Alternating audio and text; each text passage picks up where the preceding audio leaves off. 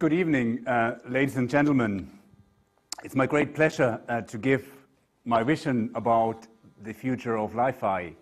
And I would also like to thank CDOT for giving me the opportunity to talk about LiFi today. And I would like to start with a little bit of a background in terms of where and why we want LiFi, and we have looked into LiFi about 15 years ago, where we started that research. I mean, that's, what we see here on that graph is the mobile data traffic over the last 10 years, published by one of my colleagues, Peter Winter, in the Bell Labs. And what he's shown and what Cisco reports is we see that the mobile data traffic increases by about 60% every year, and that's been for the last 10 years, and there is no suggestion why that will slow down. In fact, the opposite, with the IoT and machine-type communication being on the horizon. Now, let's look forward 20 years, and perhaps this is where 6G is fully in operation, with a 60% annual growth, which is exponential.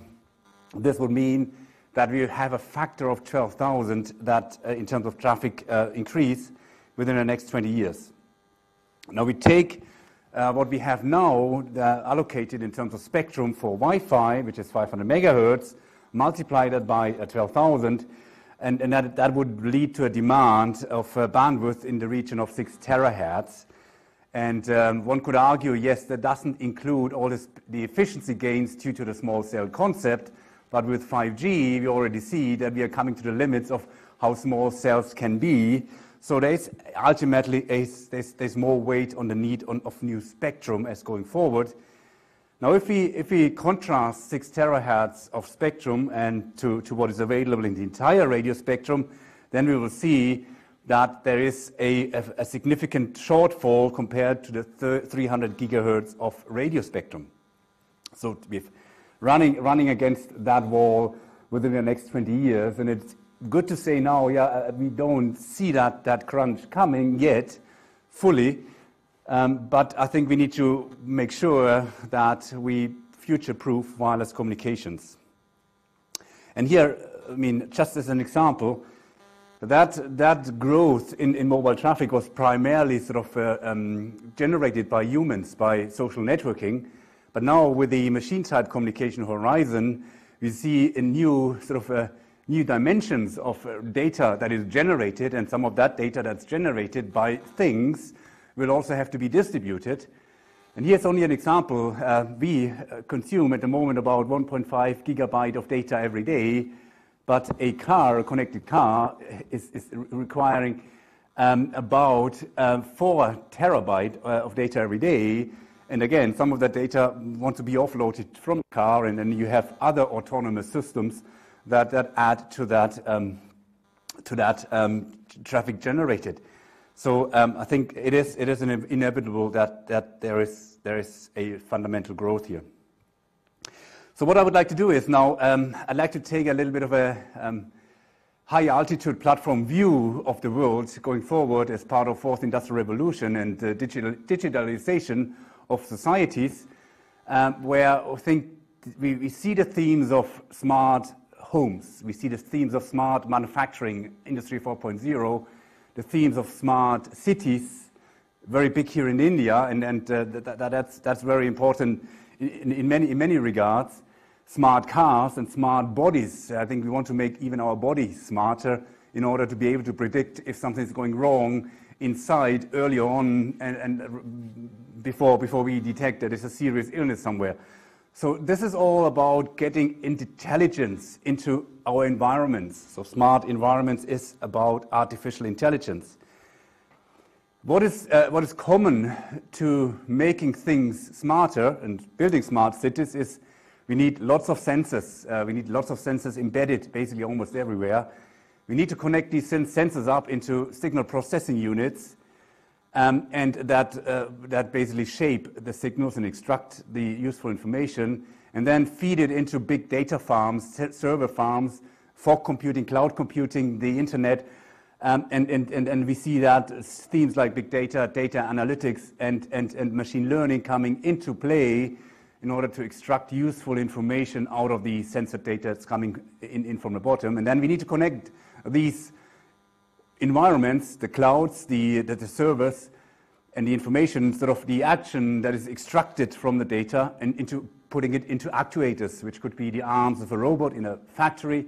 It could be the steering wheel of a car or the blades of a drone. And then you have the closed loop feeding back into the environment. I mean, that is the action of an artificial sort of person on the planet going forward. And obviously, we want to have this artificial person that we create also to harvest energy, as we don't want to charge these devices that come to the market, such as the sort of the intelligent glasses and cars and drones, every so often as we charge our smartphones. So we need to consider that element as well. So that is our task, and what I would like to say is here is machine learning is an important element of building intelligence, but it's not artificial intelligence per se.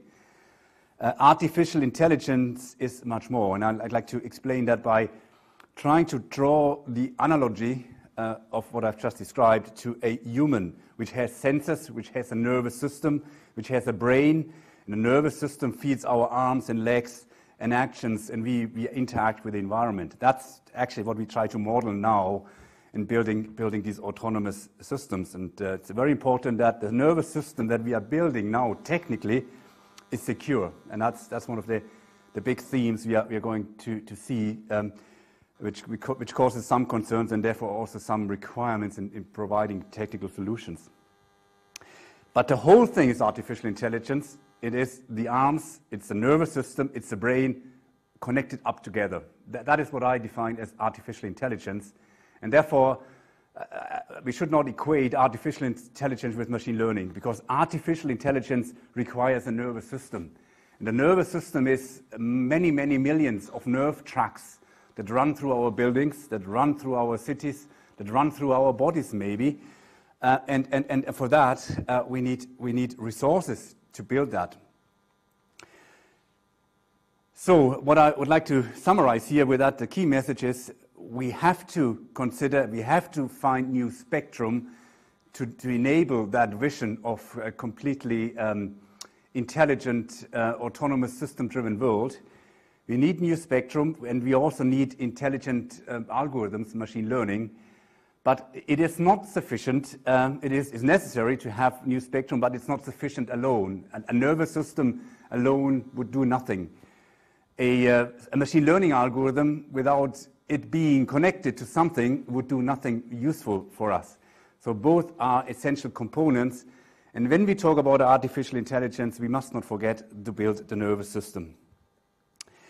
So, and this is where our concern is. The resources that we have in the radio spectrum, down there you see in the electromagnetic band up to the 300 gigahertz, it's 300 gigahertz, and compare that with the spectrum available in the visible light and infrared domain, we see a surplus of 2,600 times more spectrum in that visible light and infrared domain. Now you may recall the shortfall of 20. Now we have a surplus of 2,600. So there is plenty of resources in that visible light and infrared spectrum that we can harness and use in order to build the nervous system of the future and to future-proof wireless communications. So that's actually what we want to do. And the question is, why have we not done this so far? It is because when we want to use light for data communication, we have to make sure that we consider the differences between radio communications and light communications.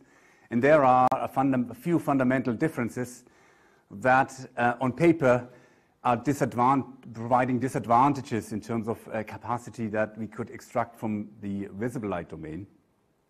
And the fundamental disadvantages are that we use a technique that's called intensity modulation direct detection. That means that we don't use phase information, and therefore the information that we convey is carried in the intensity. So when we use incoherent light sources, we flicker them very fast, and that flicker contains the information.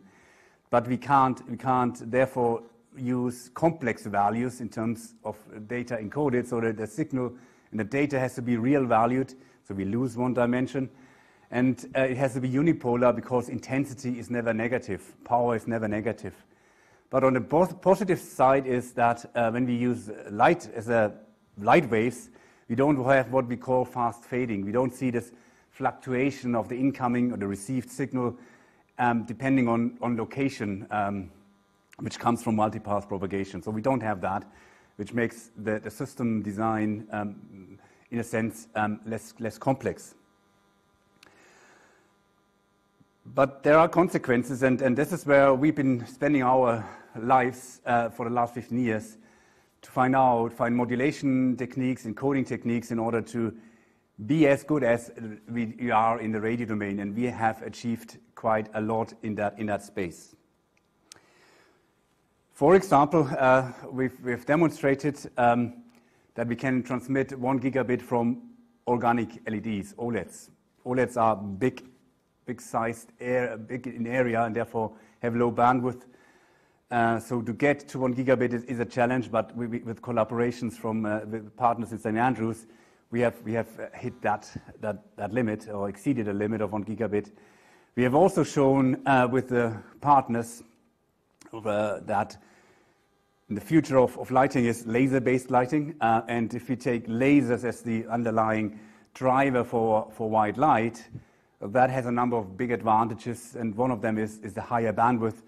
And that's why we've demonstrated at CES 2019 10 gigabit from a single laser source, white light driven by a laser.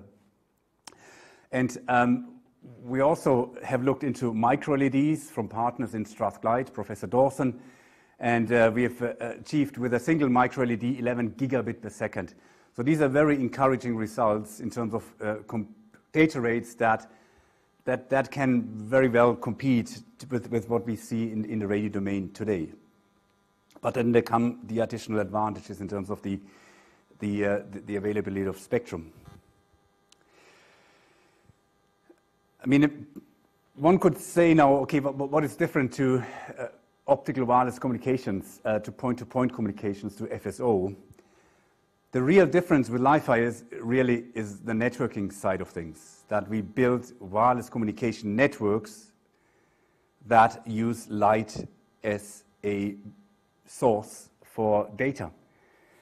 And there's natural then questions that come and say, okay, what happens if we use the lighting system in a room, for example, for data communication? What happens if the light link is blocked?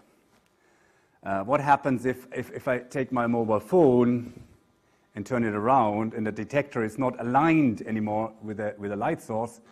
What about this non-line of sight condition that we will see? Would it still work? Or what is if I have my phone in front of me and I have a Skype call and the serving light is in the back of my head and my own head is blocking the light beam? What happens? These are very, very important questions, and that we've tried to address these questions again for the last 10 years or so. And I've given you a little sort of demonstration here with an animated video where you see a room where the yellow dots are the lights in a room. And then we see that cylinder with a black square there. This is meant to be a human that holds a smartphone in front of him or her and is moving randomly through that sort of big office environment. You could imagine that. And then you see the gray blockers, the gray cylinders there. These are meant to be other people that randomly roam around and sometimes provide blockage. But now you need to bear in mind that we have not only a single access point in that room, like you would have a single Wi-Fi access point in this room here. Every single light bulb is an access point that can send independent data. We can also send the same data as a neighboring access point, so we can operate this as a coordinated multi-point transmission system. And what you see here is whenever you see a red dotted link, that means there's blockage between that user and that respective light source. Whenever you see a green dashed link, means that there is no blockage between the device and that user. Now what happens if we now let that user move through that room? You see the dynamic change of link availabilities. Sometimes a link is interrupted, and like for example here, there's many red dots, and then it gets worse if the user moves closer towards the wall because there's less serving lights. You see more red lines coming up, but there's always at any given time one green dashed line that could serve that user in a line of sight fashion. Even now, when you have the situation where people around or objects block the link. So blockage, actually the blockage probability in an environment like this is actually almost zero. I think that's a very important piece of information I wanted to convey.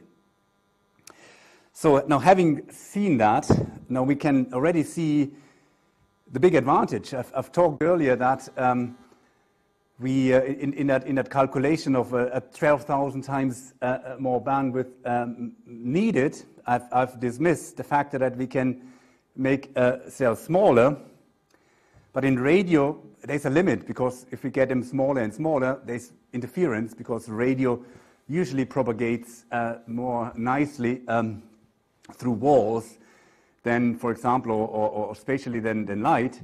And therefore, if we have a certain room like this, we may have two Wi-Fi access points, and the overlapping region here is where Wi-Fi signals will cause interference.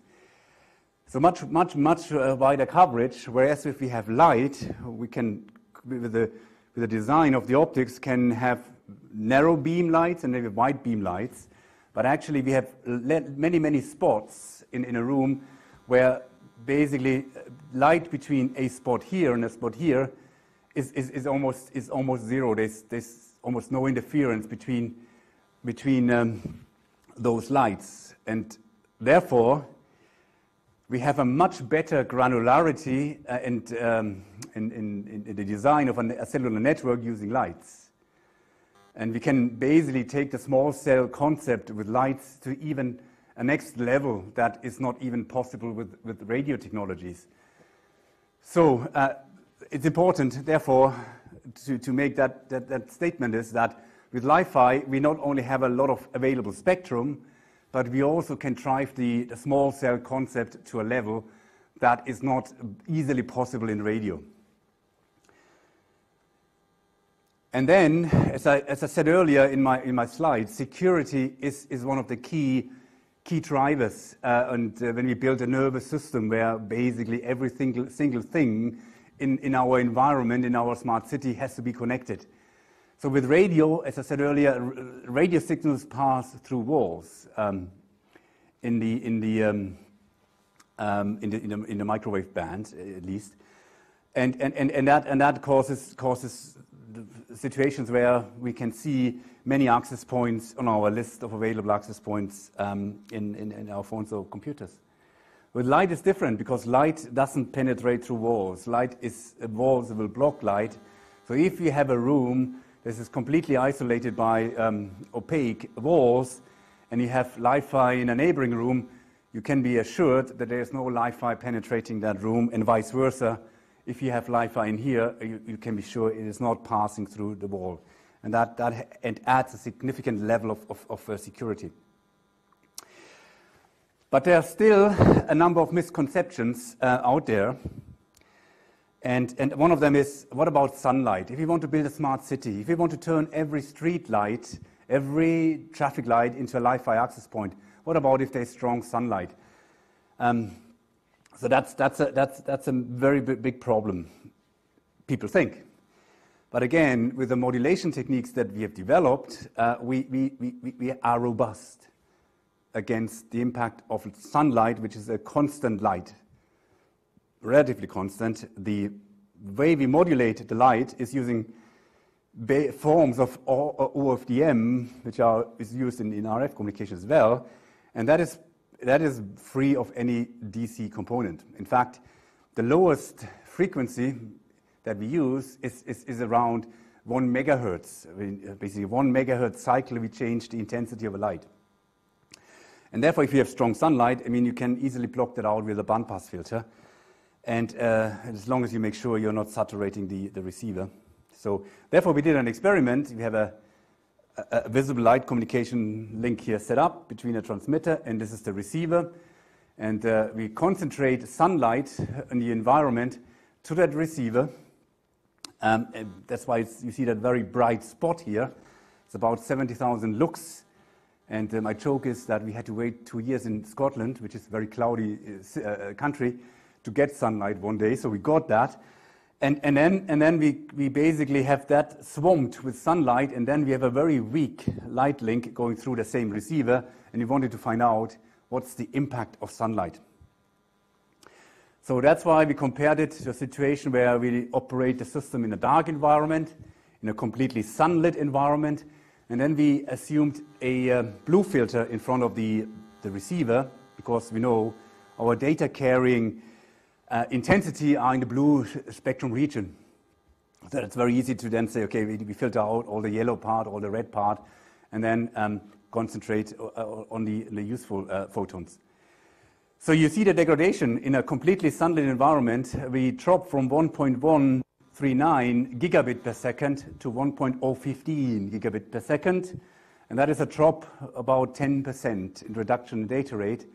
With the blue filter, we bring it up again to 1.08 gigabit per second. So we talk about a loss that is in the region of 5%. And that loss is a consequence of the additional shot noise that the sunlight would generate, but not because it is interference. And that's very important. So it also works very well in strong sunlit environments. So there's another misconception that we often hear is, what about uplink? So it works well in a downlink. You have your luminaires that broadcast and send data to user, but what about the uplink? How can you do that? And so the way we have gone about that is, and others as well, is to use infrared, first of all, use the infrared spectrum, because we don't want to have our smartphones to usually be a beacon of white light. So that's the first change. And the other is, if you have a directional transmitter in your phone, how would you make sure that you connect to the randomly located access point? So we need a kind of an omnidirectional transmission, at least at the start, to set up a call. And we can do that. So we have, if you have basically a transmitter on either side, or at least 3 sides of a smartphone, you can emulate an omnidirectional transmitter. That's the first. But the second question is, what about the receiver? What about making sure that we receive signals from all angles? So there is, when we look at the technical details of that channel, of the visible light channel, and I want to skip most of the details, is that the channel, the received signal, is proportional to the angle of incidence. In fact, proportional to the cosine of the angle of incidence. And if you look at the signal, which is the square of that, so the square of cosine of the angle of incidence, that is the proportionality of the SNR coming in. But now, if you do a little trick in assuming that the field of view of a detector in one location of that receiver has 60 degrees, and in fact we have receivers on all 5 sides of a detector, and we use that as an orthogonal Cartesian coordinate system. And then, in addition, if we apply maximum ratio combining at the receiver, so that we get essentially the square of the sum of the cosines of the different incident angles, and given that's a Cartesian coordinate system, what we end up is in a sum of cosine square of the psi k's, and that, with the trigonometric identities, will equate to 1. in the case of maximum ratio combining. So therefore, the signal-to-noise ratio after maximum ratio combiner is independent of the angle of incidence, and therefore the received signal has no dependency on the angle. And that's how we can simply generate a very efficient uplink communication system in LiFi. So LiFi works with an optical uplink. LiFi works in sunlight. Blocking in a LiFi AutoCell network is not an issue. So I hope I have addressed some of the major concerns and criticism that we usually hear. So the other aspect I wanted to mention is the sources, and I would like to concentrate a little bit on the sources. When I say that we have a bandwidth which is 2,600 times bigger than the radio spectrum, then the question naturally arises that why haven't we used that spectrum to its full extent? And the reason is that this is availability in the optical domain, but the limiting factor is that the bandwidth, the available bandwidth of the devices. And the typical device bandwidth of an LED varies, but let's say we can achieve 1 gigahertz of bandwidth of devices. So what we could then generate is, first of all, if that is a color that we use, and the device is 1 gigahertz, so we have one color and 1 gigahertz of bandwidth available. And then we multiply that across the spectrum, and that would then be a Brelock factor n in front of the Shannon equation to then harness that sort of capacity, which grows linear with the number of colors we use to modulate data, and that's wavelength division multiplexing. However, when we use off-the-shelf white light sources, we are limited to fully harness and use that principle, because first of all, a white light source that we buy off the shelf now is usually and typically made of one blue chip, a blue LED, with phosphor on top of it, so with phosphor coating, so that a blue photon is color converted into a yellow photon by the phosphor, and then some of the blue photons go through the phosphor, so then you have blue and yellow photons that recombine into white light. That's to generate light. But when people design these energy efficient and inexpensive lights, they never thought about using them for communications. Therefore, there's no blame that people have done it this way. But the disadvantage is, first of all, we spread the spectrum out of the phosphor very widely. And we have no means in order to use thin lines of spectra within that sort of emission spectrum that we generate. And in fact, we want to have it as broad as possible to have a good color rendering index. Not only that, the other downside is that the phosphor slows down the frequency response. So while we could get maybe 100 megahertz bandwidth, the phosphor slows it down, and we get from the device maybe 30 megahertz. And if we then apply smart modulation techniques with adaptive modulation, we have a factor of 1.5, and so we end up in about 50 megabit per second. So this is the data rate of commercial systems we currently have. So one way to overcome that is to use micro LEDs.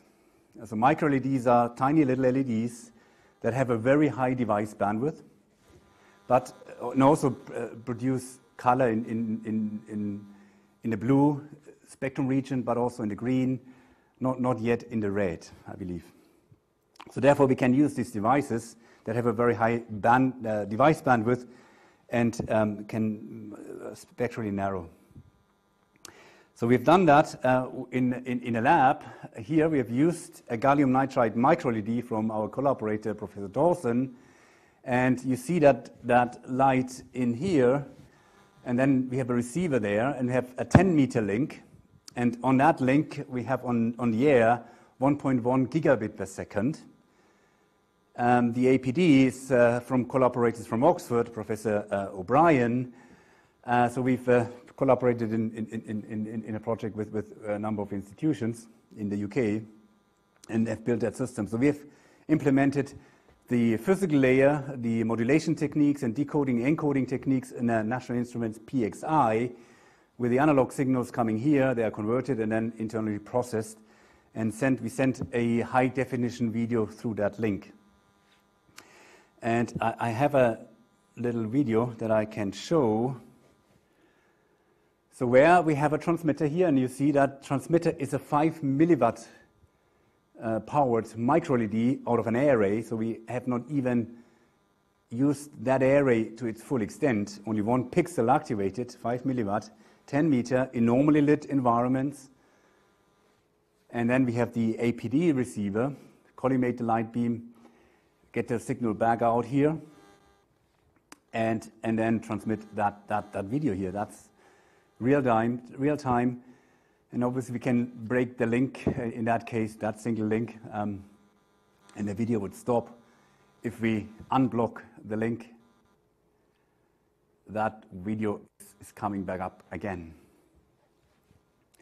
So this is how we work with micro LEDs. Now we've taken that also to this next stage in using wavelength division multiplexing. Now we have not taken a micro LED, we have taken simple, cheap, off-the-shelf LEDs that we acquired off of Farnell, and we've basically randomly picked 4 colors. We have picked a red LED, a blue LED, a green, and a yellow LED, and have built a system where we have these arranged in a way that we create a white light beam out of the sort of collimated system. The way it's been done is we use Bragg mirrors here, which has the property that it passes through light and then it reflects a certain wavelength. And that's the way we can build a transmitter and apply the same technique at the receiver. We couple out the green light into that receiver here, and that mirror we couple in the yellow light. So we separate the colors with that as a spectrally sensitive mirror, and then decode the information. And that's what we have achieved with the system here. And you see that with different colors, we achieve different data rates. And the data rate is roughly between 4 and 5 gigabit per second, except yellow. And this is because yellow has the weakest profile in terms of output power. And you use adaptive bit and power loading to then achieve these very high data rates. And here you see the experimental setup.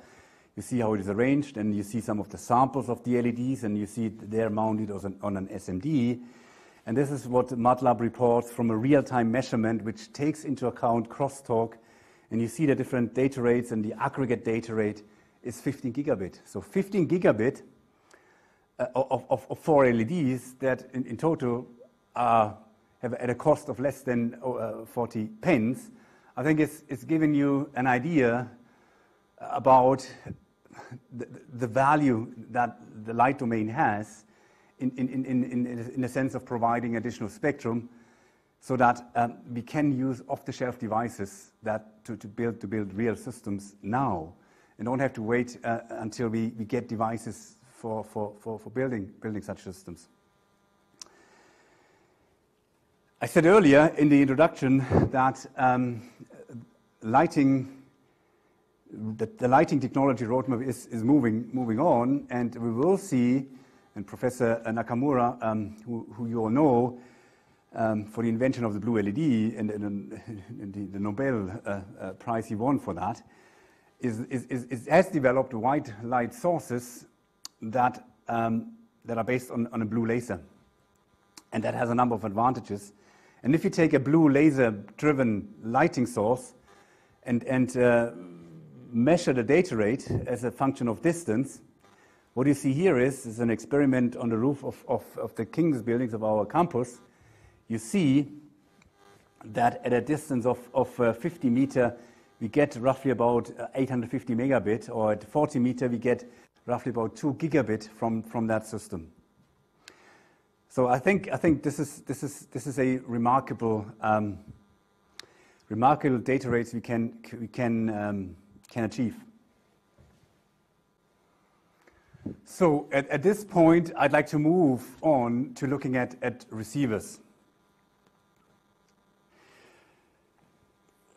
My colleague, Professor Henderson, has pioneered a particular receiver device that's called single photon avalanche diode SPAD, and the property of that SPAD device is that it can detect single photons.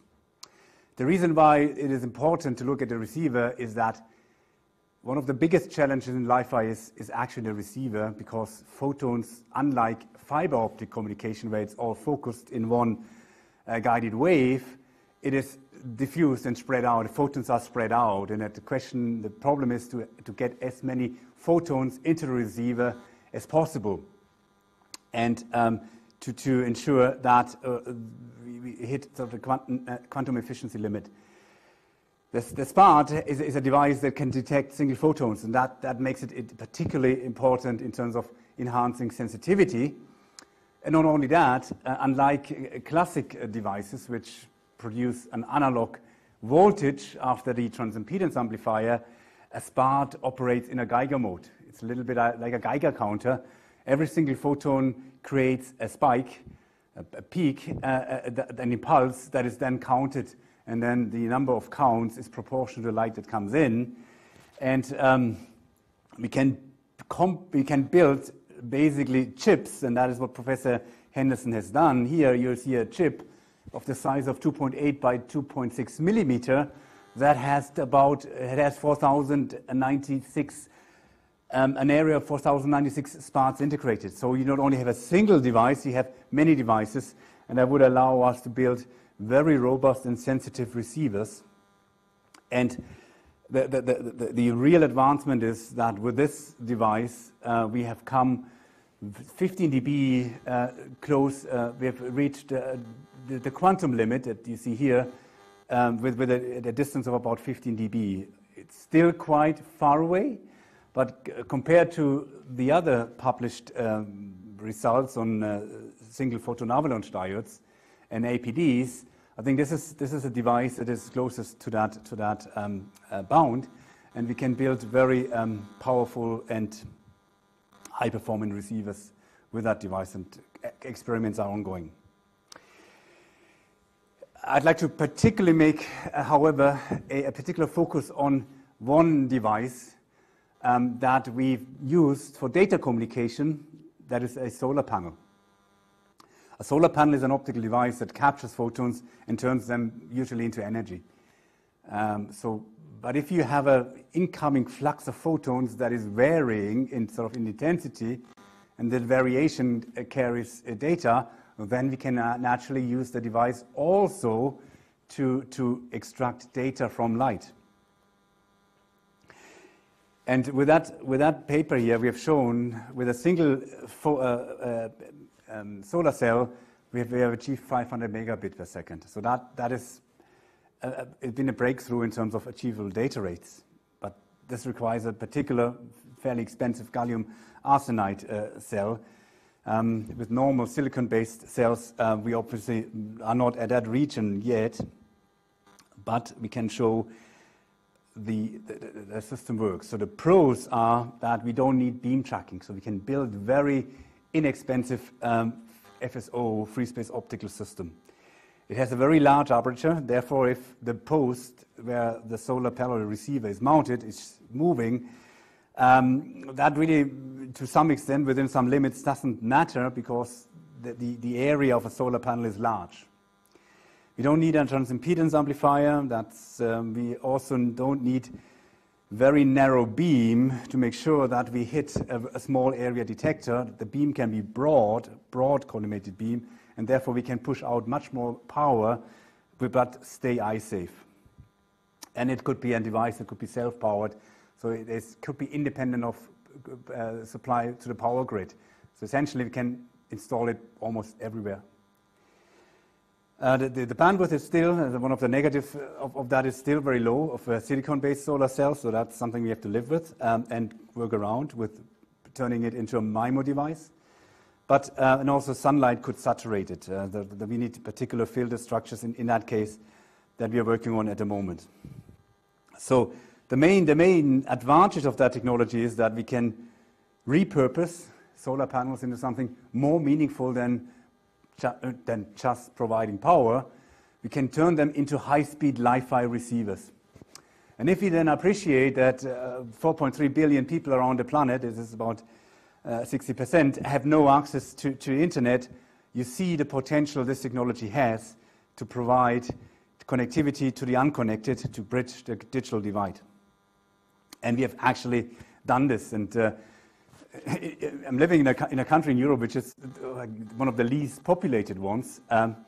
In certain areas, it's Scotland, and you see a map of Scotland here. You see Edinburgh here, you see Glasgow there, and then you see that called the belt, where the population is densest.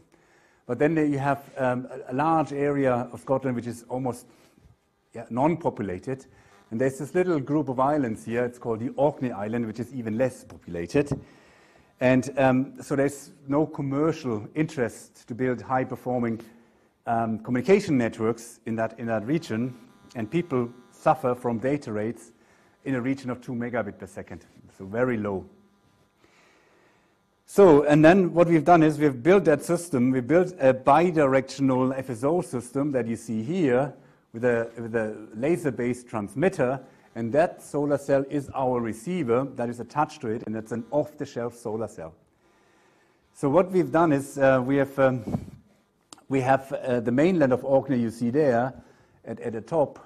There's a fiber ring in the mainland, and then we beam the internet with a microwave link to that lighthouse, and from that lighthouse we supply the surrounding houses between 50 and 1 kilometer with that LiFi solar-based link, which again is robust to misalignment, and it's very in the design and the components very, very inexpensive. And then here we have one picture that shows the systems on the platform of the lighthouse, and you see them basically pointing in different directions to different houses. And it's a star-like fashion. And what we've done is with that system here, you see the corresponding system on the roof of one house.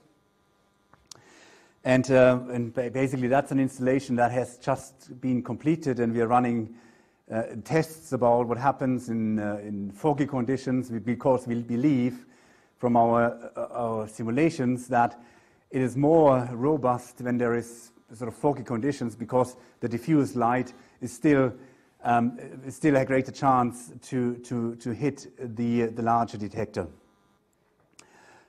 So we are piloting this, and we are now taking the next stage of commercializing that technology and running and rolling it out to a larger extent. So I think there's great potential for countries, also for India, to adapt and adopt this technology.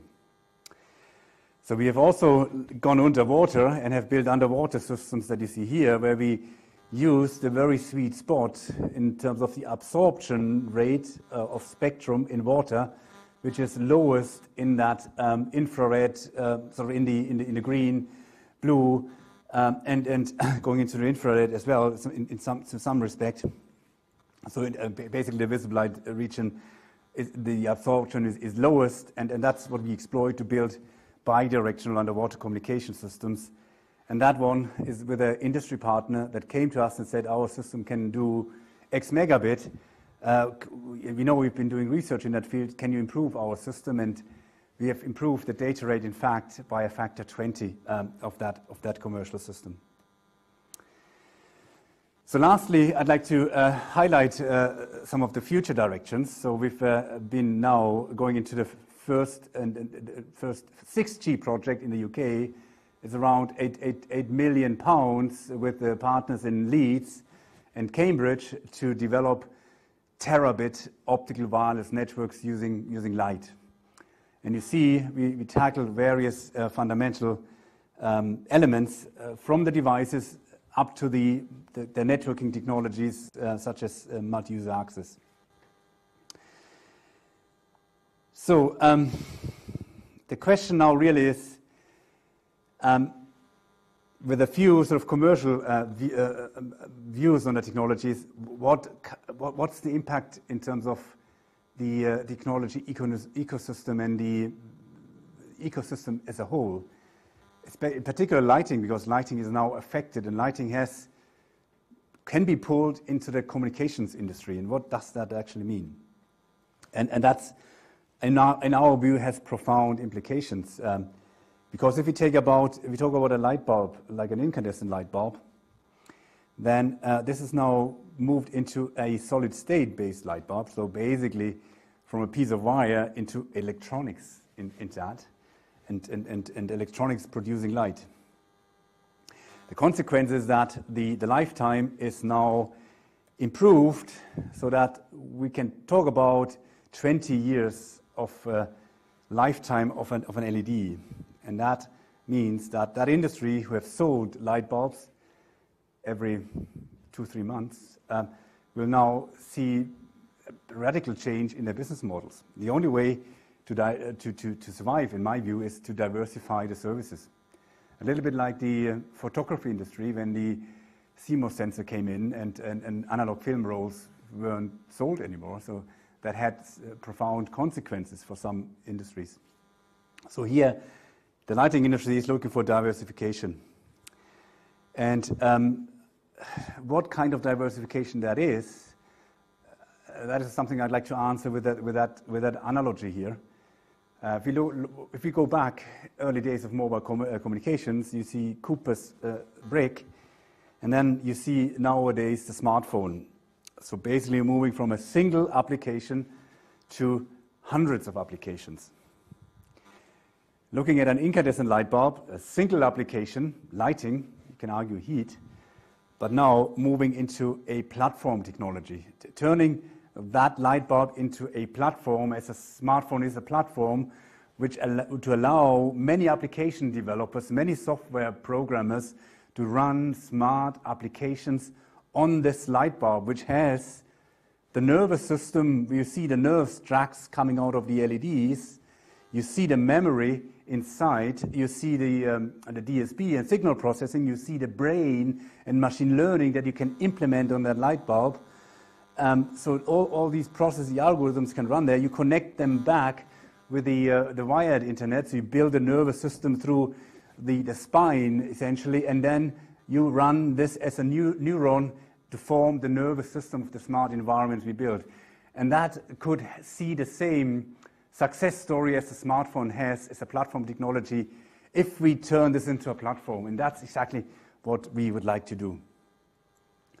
But that means that now the two separate industries, the lighting industry and the wireless comms industries, are now governed by the same metric.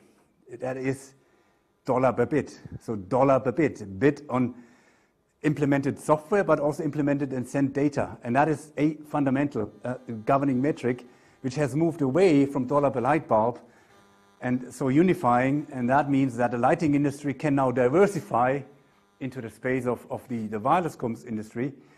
And likewise, the wireless comms industry can diversify into lighting, so that future equipment, wireless comms equipment, can also accommodate the service of lighting. So the applications, the applications are horrendously huge of that technology in the nervous system. So really building nerve tracks in our cities, and starting with street lights. So every street light could be such a neuron that has processing capability and act.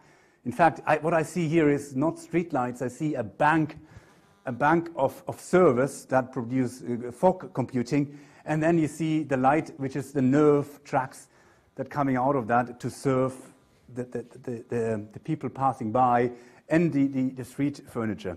That is what we can turn this into. Not only that, if smart transport systems, autonomous cars, we can have cars with their headlights talking to each other, basically extending the vision, looking through a car, where you have high definition cameras at the front and the back of a car, and also connecting to street furniture like traffic lights, building smart traffic control management systems with the nervous system of lights. Then extending that underwater, building mesh networks underwater, drones that explore seabeds, help understand what damage plastic has done to oceans, but also understand how we can help solve that problem by getting a good picture of what's going to happen underwater these days with remote operated vehicles like these. Industry 4.0, you see the actuators, which are the arms of a robot. Now, that's a very electromagnetically sort of spoiled area with a lot of interference, where radio usually has their problems with. Light doesn't have any problem with electromagnetic interference, and also light wouldn't go through the walls of a manufacturing hall, so there is less risk of espionage and leakage of data, so harnessing the security features in that Industry 4.0 application. And then every single status light of your toaster, your fridge, your oven, your Hoover, which is an autonomous system, can be used to connect that device into the internet via the backbone. And that is creating that full connectivity of all the things. Not only that, so now we can have sensors embedded into small devices like an earring, which is equipped with a little LED that could monitor blood pressure, temperature, monitor your person data, your health data, and send it back to the system in order then to analyze if something is going to happen or something is wrong with you. So that's creating smart health with building with a nervous system light. Obviously, for indoor navigation, it's a wonderful tool. We can build new ways of advertising through using the lights in a shopping window and the lights inside a building, inside a shop, to then sort of provide additional information of the product, so merging high street shopping with online shopping advantages. In dense environments like in stadia, you can use light. In intrinsically safe environments, petrochemical plants, an ideal use case, build sensor networks in nuclear power stations, for example, with light. In hospitals, building secure, which is one of the major concerns, secure networked devices that allow privacy to be obeyed, and obviously building the nervous system in the outdoor environments with the system I've shown earlier, and then combining the benefits of security we have in fiber with the benefits of mobility we have in LiFi. So this is where we would like to head to, and that vision of all connected end-to-end connectivity is something we've followed in the UK with a project that's called Toucan of software-defined networking with my colleague, Professor Dimitra Siminotou in Bristol, with whom I've been collaborating for the last 5 years in Toucan. We've taken a stance of, again, technology-agnostic end-to-end connectivity and programming networks, and we have developed, for example, a LiFi agent that is connected to a SDN server and basically benefiting all the advantages of that programmability. We've also moved forward, and we've taken part in a 5G trial that Dimitra has organized in Bristol, where LiFi was part of the 5G fabric at very early days, deployed in a museum in Bristol. And now we have another project with my collaborator and friend Dimitra and Misha Dola, a project that's called Initiate, about a test bed we are building in the UK, large-scale test bed for the future net systems, ranging from new SDN paradigms to new application-specific interfaces, and basically focusing on allowing end users to go into this infrastructure to run their use cases. That's the main idea. So what we have is 10 gigabit links that you see in blue with the Digital Catapult in London. We have connection to Dimitra's institute in Bristol, 10 gigabit, with Lancaster, who's another partner, us in Edinburgh. So, and that also connects into dark fiber test infrastructure that the University College London is leading. So we built a network to do network experimentation in the UK to show what we can do with smart cities and how we can advanced smart city. So essentially what you see here is a complete nervous system that is unique in many ways in terms of the technology that is implemented there. So at this point, what I would like to do is would like to go through a few examples of real-world deployments of LiFi, because we've talked a lot about what LiFi can do and the advantages, but there are about 200 pilots worldwide where this technology is used, and I give you only a few examples. So one pilot is in partnership with Pure LiFi, is a school in Scotland, the Kyle Academy, where we've equipped a classroom with 8 LiFi access points, and you see that little thing here, which is a dongle. So every single laptop has a LiFi dongle, and we have basically established this small cell network where every light basically serves a few users only, and there's no contention of spectrum outside a certain illumination area, and therefore the system will provide very stable beyond 10 gigabit connections to each individual pupil, and they've been benefiting from that robustness and stability of communication links in that classroom, and they all were very happy. But the biggest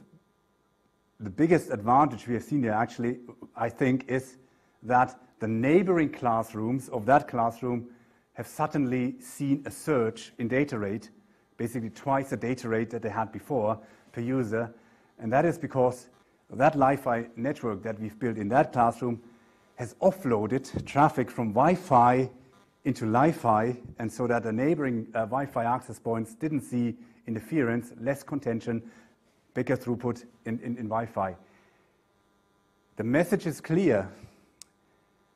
LiFi is not a competing technology to Wi-Fi. It's an additional complementing technology and providing an offload mechanism from Wi-Fi. So we have seen Wi-Fi has offloaded from cellular. Now what we see is LiFi is offloading from Wi-Fi, and that actually providing new fat data pipes, which are also secure.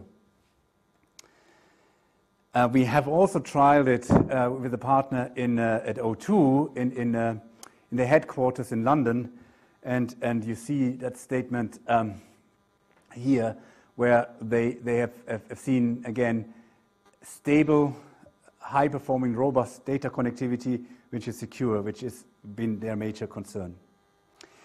Security, as I say, is an underlying theme. So there's also trials with the MOD in the United Kingdom, and there was an actual field test of LiFi in an operational theater outside in a field, where an exercise with MOD staff, where the exercise involved a tent, an operational theater, and you see all the lights here. They're all LiFi enabled, and 5 laptops were LiFi connected and 5 laptops were Wi-Fi connected. And the test was to understand how would both systems work in a real deployment scenario and a real test case. But what these guys in the tent didn't know is that some of their colleagues outside had a sensing device installed, or not even a drone, a sensing device, and they could detect Wi-Fi sort of meters, hundreds of meters outside the tent. And what the colleagues did, they installed a jammer and basically brought down the Wi-Fi network in the tent. And these guys didn't know that. They were subject to such a trial, and it took them hours to bring Wi-Fi back up again. But LiFi was not detected. It was running smoothly throughout an entire day. And that showcased to the defense industry how powerful LiFi is. So in order to move away from the pilots and to really roll it out as a mass market technology, what is happening now is that there is 2 things that have been developed. One is the is standardization, and the other one is the LiFi Lighting Alliance. So the LiFi Lighting Alliance is a bit like the Wi-Fi Alliance, building the ecosystem, building the market collaterals, and basically educating the markets about what LiFi can do, and that exists. And the second is a standardization, and there is an active standardization within 802.11. IEEE standardization is a standard that's with the reference BB, is now considering solely on light-based communication or LiFi. And what you notice here, these are the players that have played in the standardization activities and are actively contributing, some of them more than others, and also some of them are players within the LiFi Alliance. But it's important to notice here that there is actual operators, Orange, T-Systems, there's lighting companies like Lucibel or Ushio, and there is device manufacturers. Now there's lighting and comms have come together to define one standard. That's very important. And the second is the Light Communication Alliance, which basically was formed end of June. So it's a very young alliance of same-minded industry partners and research organizations that are driving the ecosystem to make LiFi pervasive. And here you have a number of founding members, which include Nokia, it includes Lucibel, and you see the small startups all there, as well as some of the major players in terms of the research organizations. And the standard has a very, very ambitious target in having a first ratified standard by 2021. And this is we are in that phase of building sort of technical contribution towards that, towards the ballot for the published standard in 2021. And the idea is to have pre-standard devices available by 2021. That's 2 years from now. And in fact, perhaps, 2 years, slightly less, if you think about the activities that are basically running at the moment. The reason why it can be so ambitious is that we don't have to reinvent a wheel.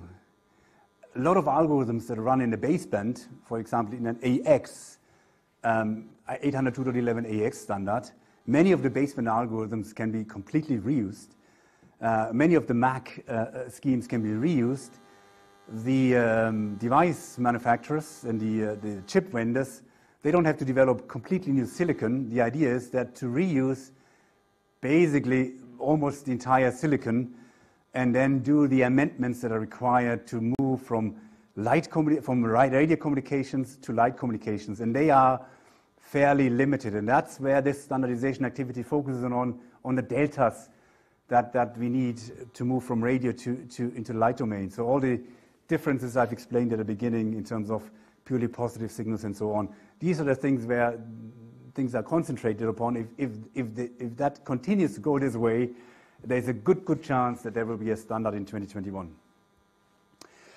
So I think I'm close to the end of my talk. What I would like to say is also that I'm absolutely delighted for the signed Memorandum of Understanding with CDOT, and we would like to push together the agenda of LiFi in the future.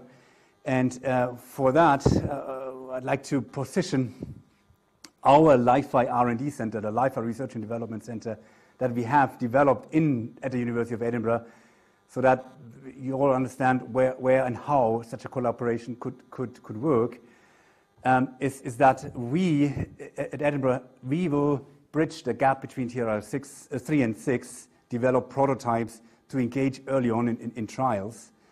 And the LiFi Center basically has a horizontal and a vertical structure where we develop components, new ASICs, new chips, as you've seen some of them, the SPAT, for example, new subsystems and new systems which are complete mobile communication networks, and do the core research on it. And then we apply to the verticals, to the smart cities, to the smart environments, to 5G, to 6G, to health.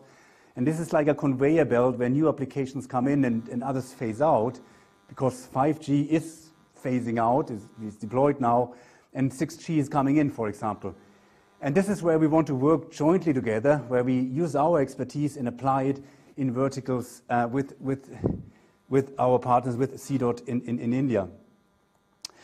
And generate collaborations and a new industry. One example is Pure LiFi we have created in Edinburgh. So the LiFi R&D Center is a mixture between academics, 3 key academics. We have affiliated academics, we have 10 postdocs, and about 20 PhD students, and it's unique to our center that we have development engineers. So we've embraced that idea of driving fundamental research into real prototypes we can develop, deploy in the fields. So with that, I'd like to conclude my talk, and thank you for your attention.